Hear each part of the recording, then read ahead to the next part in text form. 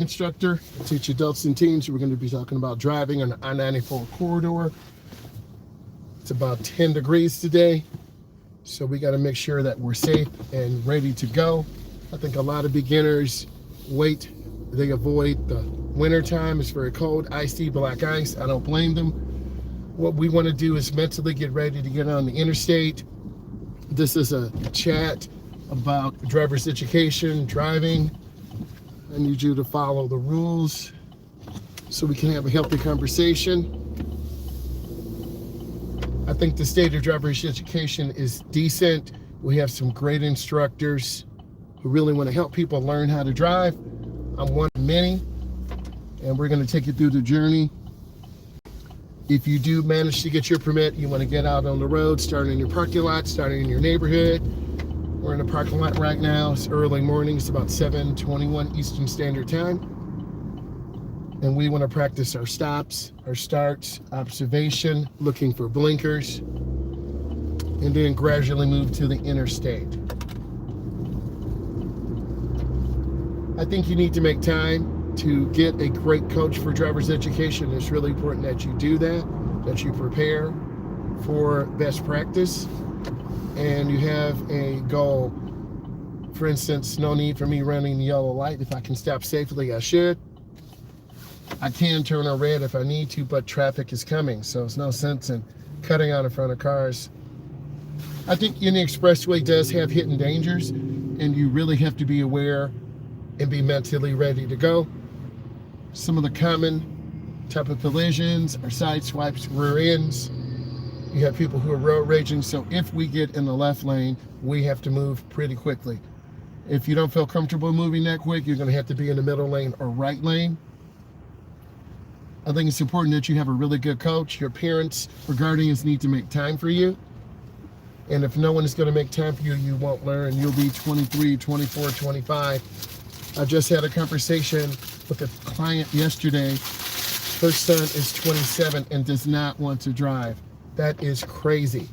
So I need you to be mindful, and we're trying to not shame anyone, but encourage people to get out and get their independence. You have to want to drive. You have to want to get out here. And I can encourage you. These videos will encourage you. This will help you get to the DMV, help you make a plan. Driving is expensive. I want you to know this. It's very expensive. I want to stay to the left. Insurance costs are high. Gasoline or electric. The lessons themselves anywhere from $45 to $125 an hour, depending on the experience of the instructor and the goals you want to accomplish. We always have to yield to traffic. Mentally, when I get ready to get an expressway, I'm preparing for backups, slowdowns. I'm preparing for really fast moving traffic. But it could be anything from a police chase to a breakdown to an animal injured. It's a beautiful morning, so we want to mentally get ready.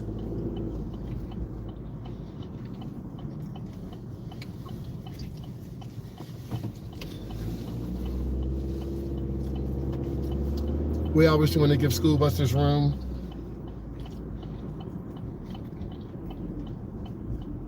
You also need to know your directions on the expressway. It surprises me that a lot of people don't know their cardinal directions, and literally they're tied to their phone. So this is a third gear merge. We're at about 50 right now.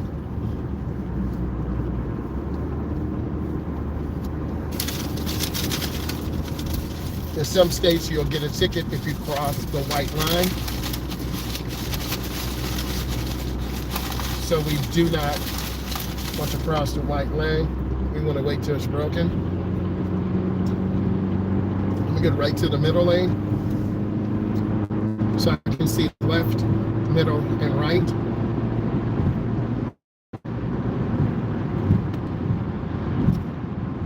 This vehicle does have lane keep assist, adaptive cruise control, some of the basic features, but it's not a smart car.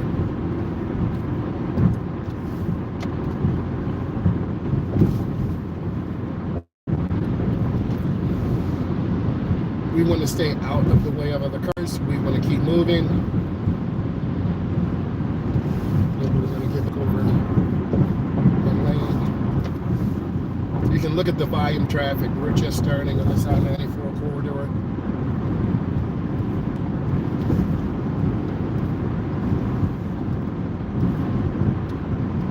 You want to find a vehicle that's cost effective, looks nice, reliable, will start every day. This Equinox seems to do that. It's getting great mileage. It's not a performance vehicle by any means, but it gets you where you need to go. I just listened to a video talking to the CEO of General Motors.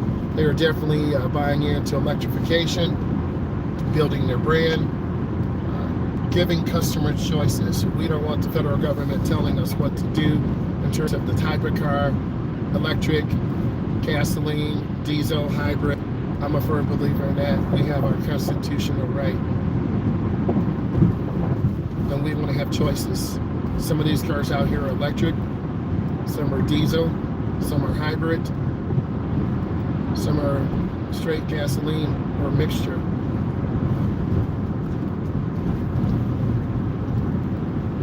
Thank you.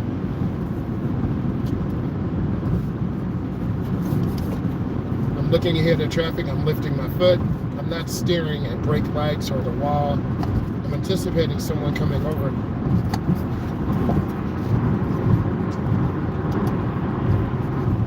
Just what I said. So I'm slowing down now.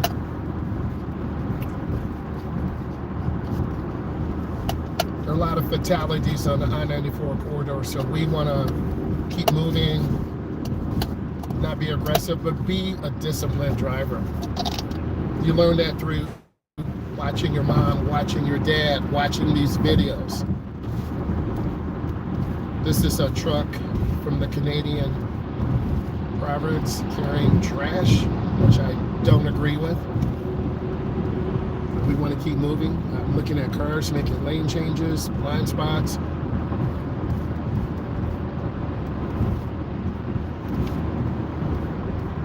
Okay, they're getting up. Okay, now I can accelerate, and that's what we're supposed to do. And once I pass these cars, I'm gonna get over and get through.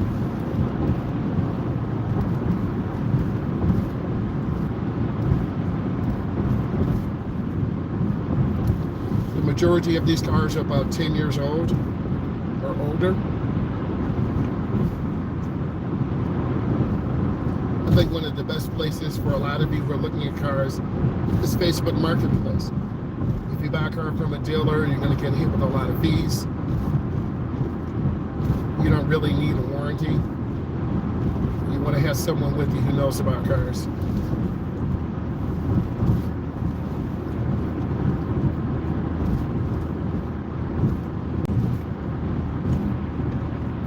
Squeezing my brakes, taking my time.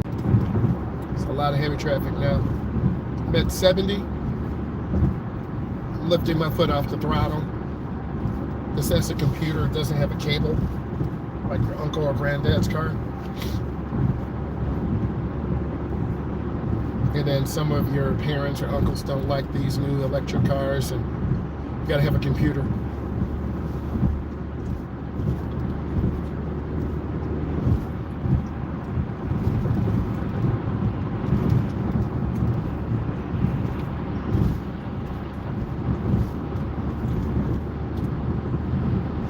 Car behind me is tailgating me, so there's nothing I can do. That car up front cut off cars. So it's a little road rage going on. That car's in a hurry. And when you see cars like that, it's very interesting. I don't want to cut off the semi-truck, and I'm not going to. I'm looking ahead at brake lights. I'm going to get over, accelerate through. A lot of beginners don't accelerate through gaps. I'm scanning left, middle, and right. And I'm trying to keep my space cushion because literally I don't want to slam into anyone. And I'm going smooth around the apex of the curve. There's an electric Mach-E Mustang. That caused a lot of uproar for a motor company because a lot of the purists love their traditional Mustang, but times are changing. The range isn't that great. Would I get it? Probably not. I'm not a Ford fan, although I like the 302 Boss Mustang 70 4-speed car. Oh, I'm sorry, many of you don't know how to drive a stick shift. So I'm just taking my time.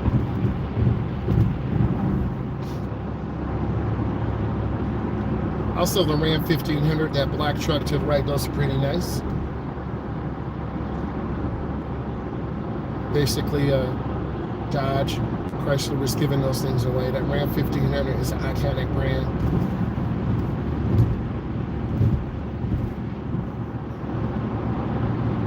There's a diesel truck to my left. I've driven a diesel Mercedes before when my car broke down. A member of the church looked up for me. Shout out, Pastor Ken. So that diesel truck to the left is pretty nice, but diesel's very expensive. So I'm not a fan. I don't do a lot of hauling or towing, so it's not needed.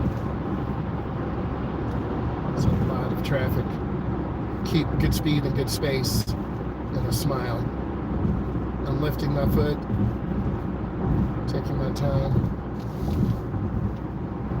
There's a lot of traffic here. I'm lifting my foot, taking my time. I'm scanning left, middle, and right, and keeping space.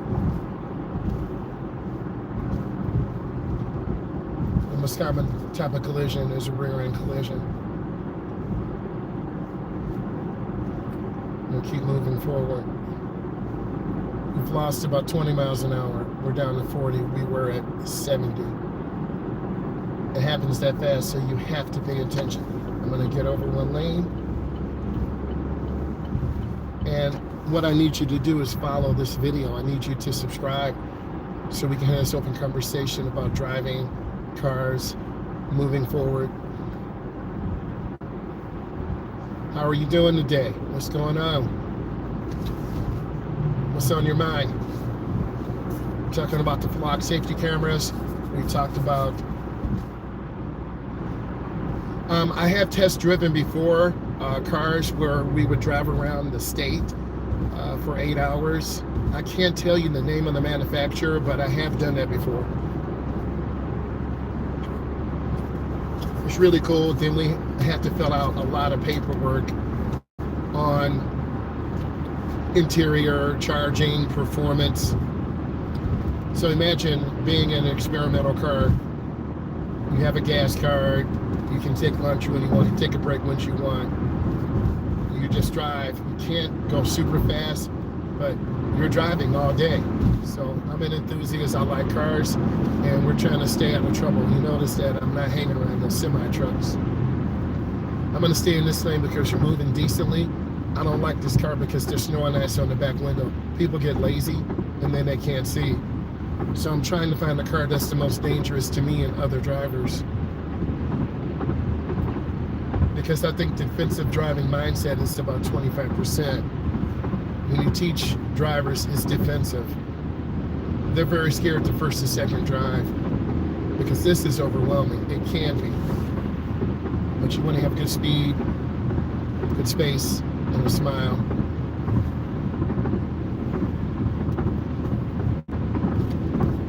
We're moving decently on this I-94 corridor, and this will take you through Detroit to Chicago, through I-69. So you need to know your expressways, highways, freeways. I think it's always incredible when we see those trucks, got those T-Rexes on there, baby. Shout out my brothers and sisters doing the LLCs and nonprofits to help teams and a diversion program, because we're trying to help our community. Driving is a huge responsibility, and I had the opportunity to work in a diversion program to help people who would normally face jail time. They would attend the Zoom class for 2 hours, question and answer. So it's a lot of insight. I can't say too much about it, but it's insight. Because driving like this is a challenge, but it's an opportunity. Most of the time, these clients would drive without a license, get caught, taking mom or dad to work, pick up their boy, pick up their girl, their child. If they had a child, a lot of them do it, but they don't have a job. So typically these people were in their early 20s, late 20s, and they were facing serious jail time. So I took what I did very seriously, and it really opened my eyes. I didn't appreciate it enough. I was too young. But now that I'm a little bit older, I understand that driving is a privilege, not a right. It can be taken away. The state owns our license. We don't own it. So it can be taken away. Ooh, man, those fumes from that diesel rig. Oh my God. It's just like straight eggs. Oh. Trying to move along. It's a lot of semi trucks, and you're going to see this all on the I-94 corridor. And tires can explode. We've seen one before explode. I'm really watching these cars. Man, it's a good thing I checked my blind spot. That burgundy BMW just came right over.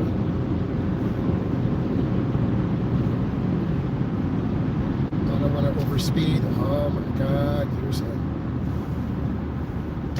a huge slowdown. Let me get over one. I'm trying to get over to the right.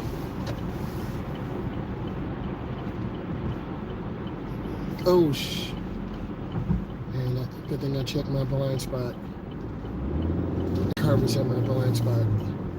I almost sideswiped the car, but I looked, I saw a burgundy object, and then I saw my mirror flashing. Normally there's an audible beep. I think I need to turn on this setting. It happens that quick. But I looked over my shoulder. If I didn't, I would have sideswiped that car. That's how easy it is to happen. Now this car up here, this is a city-owned vehicle. I don't think this is a real police officer. A lot of people want to be police officers. This is a former police vehicle. It's got the light on the side. It's got the antennas. Probably has the holster for the other stuff in the back, you know what I'm saying?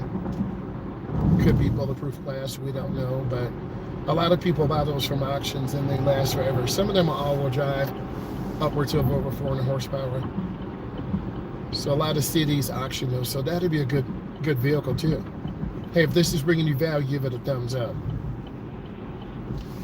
But a lot of people who have city-owned vehicles abuse them, and they've seen specials.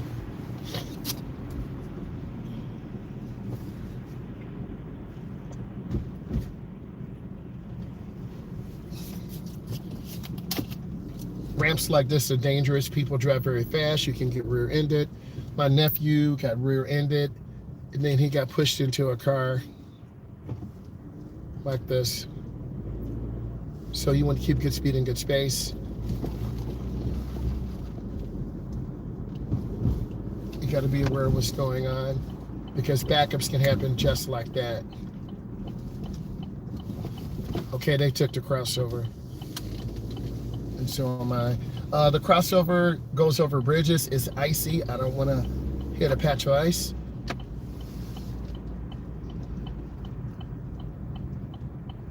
Some cities have this, some cities don't. We're going to take our time. They think they can do what they want. Those police officers think they can do what they want. They can't. They got to follow the rules too. We are citizens. We have a right too. I'm checking traffic. Okay, made it. And of course, there are the flock safety cameras. That's a whole nother situation, that people are just their license plate is being captured. I don't agree with that. That's not an officer. That person works at the store. That's a fake cop. A lot of people abuse their power. We want to have a complete stop. Regulatory sign. I made a lot of videos teaching adults and teens how to drive. So you want to be mindful and really get prepared for this opportunity.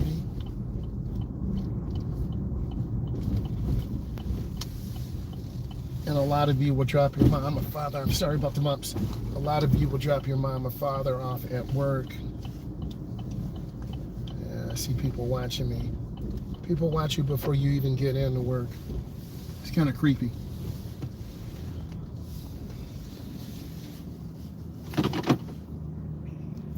So we talked about the flock safety cameras.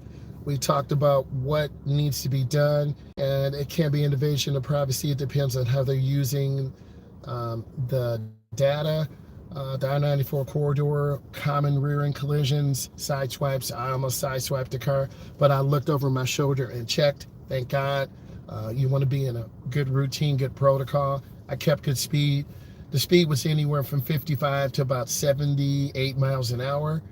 There were a lot of trucks from Canada. The I-94 corridor runs east and west.